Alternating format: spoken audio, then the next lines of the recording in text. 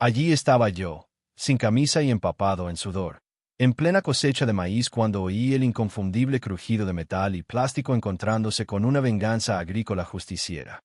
Mi tractor Massey Ferguson de 1972 había estado aparcado tranquilamente al borde de mi parcela, ocupándose de sus asuntos como llevaba haciendo 3 décadas. Ahora tenía la nariz hundida en el capó arrugado de un Lexus beige metalizado, con vapor saliendo de la rejilla como un dragón despechado que había mordido más de lo que podía masticar. A su lado estaba ella, con un chándal rojo que probablemente costaba más que mi cuota hipotecaria mensual. Bob rubio tan perfecto que parecía capaz de sobrevivir a un huracán de categoría 5. Portapapeles de la Joa aún aferrado en sus dedos manicureados como una reliquia sagrada de la iglesia de la conformidad suburbana. Chilló a un tono que hizo abandonar sus posaderos a los cuervos cercanos. Llamo a la policía. Está agrediendo al barrio con su maquinaria. Me sequé la frente con un pañuelo que había visto días mejores e intenté mantener la voz serena. Señora, dije despacio, como explicando física cuántica a un Golden Retriever. Acaba de chocar contra mi tractor estacionado, inmóvil, que no se movía de ninguna manera, forma o modo. Frunció el ceño con la intensidad de alguien a quien acaban de decir que el club de campo se había quedado sin champán. Estaba obstruyendo las líneas visuales estéticas de la comunidad. Esto viola la sección 12.3 de las directrices de la JOA sobre armonía visual. Y ahí supe con absoluta certeza que esta cosecha iba a la guerra. Me llamo Lucas Raburn y poseo 3.2 acres en Marigold Hollow, una urbanización que se autodenomina lujo semirural en todos sus materiales publicitarios. Yo la llamo una prisión de JOA con un jardín más grande y cuotas mensuales que te harían llorar. Soy agricultor de maíz de tercera generación que de alguna forma acabó rodeado de vallas de vinilo que cuestan más que maquinaria agrícola.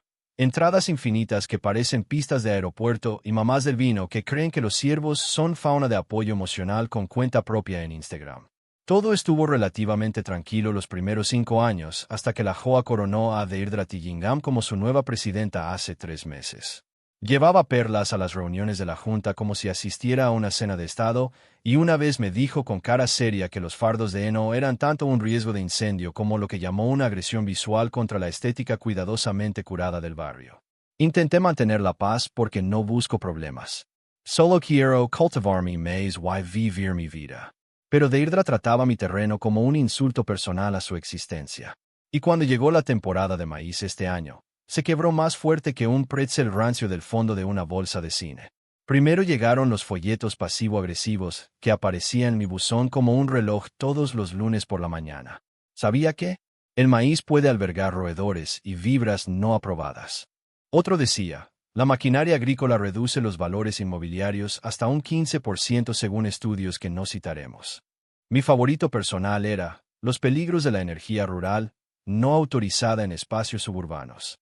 Luego llegaron las citaciones oficiales impresas en papel con membrete de la JOA con su firma tan elaborada que parecía estar firmando la Declaración de Independencia. La citación número 1 era por actividad agrícola no autorizada a la vista de los caminos peatonales de la JOA. La número 2 alegaba que los niveles de ruido de mi tractor excedían los estándares decibélicos suburbanos, lo cual es rico considerando que los Henderson usan su soplador de hojas a las 7 todos los sábados. La número 3, y no me lo invento, era por exhibición ostentosa de estética de granero en zona no designada para graneros. Incluso alegó que mi espantapájaros estaba incitando pánico aviar y creando un entorno inseguro para la población local de aves. La ignoré porque seguro que ninguna persona razonable se tomaría esto en serio. Ese fue mi primer error. Una mañana salí y encontré que alguien había pegado adhesivos reflectantes de seguridad en cada mazorca a menos de 20 pies de la carretera. Eran esos pegajosos naranjas neón que usan los guardias de tráfico, y cada uno colocado con lo que debió ser precisión quirúrgica. Kyle, el adolescente de 2 casas más abajo que me ayuda en la cosecha, dijo que vio a Deirdre allí a las 5:30 de la mañana con una cinta métrica, un pegamento en barra y lo que parecía un transportador para medir ángulos. Pero entonces, a las 8:43 exactas de un jueves que empezó como cualquier otro jueves, hizo lo impensable. Condujo su Lexus impecable directamente contra mi tractor aparcado con la seguridad de quien cree que las leyes de la física no aplican a presidentas de JOA. Cuando el parachoques chocó con el enganche trasero de mi Massey Ferguson, el Lexus se plegó como una silla de jardín en una feria rural. El sonido fue magnífico en su definitividad. Deirdre gritó con la furia de 1000 guerreros suburbanos, que yo estaba armamentizando maquinaria agrícola contra la santidad del barrio. Llamó a 911 y le dijo a la operadora con voz cargada de pánico fabricado que yo había colocado intencionadamente un vehículo de guerra cerca de propiedad pública con intención maliciosa. El agente que respondió, el ayudante Oberyn, llegó con las luces encendidas, esperando lo que sonaba a una situación de rehenes según su llamada histérica. En vez de eso, me encontró sosteniendo un cesto de maíz recién recogido, con peto que había visto décadas mejores, mientras Deirdre daba vueltas alrededor de su Lexus destrozado como un pavo real enfadado defendiendo su territorio. Exigía que me detuviera por intimidación vehicular, que estoy bastante seguro de que ni siquiera es un cargo real. El ayudante Oberyn preguntó con la voz más inexpresiva que he oído nunca a un agente del orden. Señora, ¿está sugiriendo que este hombre la amenazó con un tractor estacionario que claramente no se ha movido desde antes de que usted llegara según los patrones de polvo alrededor de los neumáticos? Ella respondió con total sinceridad. Estaba acechando. Ese tractor estaba acechando con intención agresiva. Mirad cómo está posicionado para crear máxima angustia psicológica a los residentes que pasan. El ayudante se rió. No una risita o una carcajada, sino una risa de barriga que resonó por mi maizal y probablemente llegó al condado siguiente. Resulta que el departamento del sheriff ya conocía íntimamente a Deirdre Tillingham y su cruzada contra cualquier cosa que perturbara su visión de perfección suburbana. Había presentado más de 40 quejas por ruido en los últimos 3 meses solos. La mitad contra gallos que ni siquiera vivían en nuestro barrio, pero que a parecer se oían desde 3 millas según ella. La otra mitad contra el viento. No cosas soplando en el viento, sino el fenómeno meteorológico real del aire en movimiento. Y aquí es donde las cosas se pusieron realmente interesantes. La carta fundacional de la Hoa, ese documento sagrado que Deirdre blandía como arma, tenía un agujero más grande que el cráter que su Lexus dejó emigraba. Mi propiedad, por su zonificación agrícola original de 1968, estaba completamente exenta de todos los códigos de cumplimiento estético relacionados con prácticas agrícolas tradicionales. Eso incluía cultivar maíz donde me diera la gana. Eso incluía aparcar tractores donde me resultara conveniente para mis operaciones agrícolas. Y sí, eso incluso incluía lo que Deirdre llamaba acechar con intención de perturbar. El ayudante Oberyn presentó un informe de incidente. De acuerdo. Pero fue contra ella por presentar una denuncia policial falsa y desperdiciar recursos del departamento. Las consecuencias llegaron rápidas y duras. Como una cosechadora por un campo de trigo. A Deirdre la multaron con $800 por conducción temeraria después de que las imágenes de la cámara de tráfico mostraran que aceleró directamente contra mi tractor estacionario. La multaron con otros $1,500 por presentar denuncia policial falsa, con el ayudante Oberyn testificando personalmente que había tergiversado deliberadamente la situación ante los servicios de emergencia.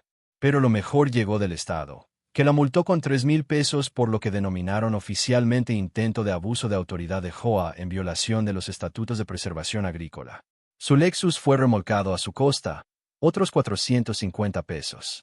Sus queridas perlas, ese triple collar heredado que llevaba a todas las reuniones de la Hoa, se rompieron durante su pataleta y se esparcieron por la grava como pequeñas lágrimas blancas de derrota. En la reunión de emergencia de la Hoa convocada esa misma tarde, los residentes votaron 47-1 suspender su presidencia pendiente de lo que las actas oficiales llamaron recalibración psicológica y reevaluación de capacidades de liderazgo.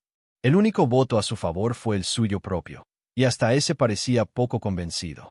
Una semana después organicé el Cornfest en mi jardín delantero solo para remachar el punto. Alquilé una máquina profesional de palomitas, monté una estación de selfies con espantapájaros con accesorios y carteles, y di paseos gratis en tractor a todos los niños del barrio. El ayudante Oberyn apareció fuera de servicio para juzgar el concurso de desgranar maíz y se quedó a la barbacoa.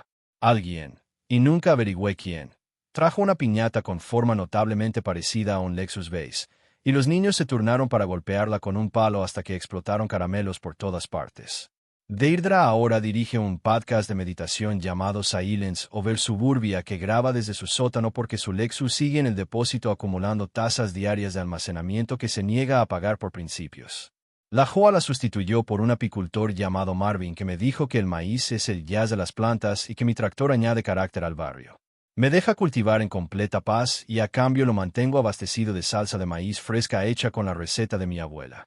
La última vez que vi a Deirdre estaba junto a su buzón en Albornoz a las 2 de la tarde, murmurando algo sobre conspiraciones agrícolas mientras aferraba una carta certificada de su compañía de seguros denegando su reclamación por chocar contra un vehículo agrícola legalmente aparcado. Su cara pasó de rojo a morado a un tono de blanco que no sabía que la piel humana podía alcanzar cuando leyó que sus primas subían un 60% por su accidente con culpa que clasificaron como negligencia deliberada y operación temeraria de un vehículo motorizado.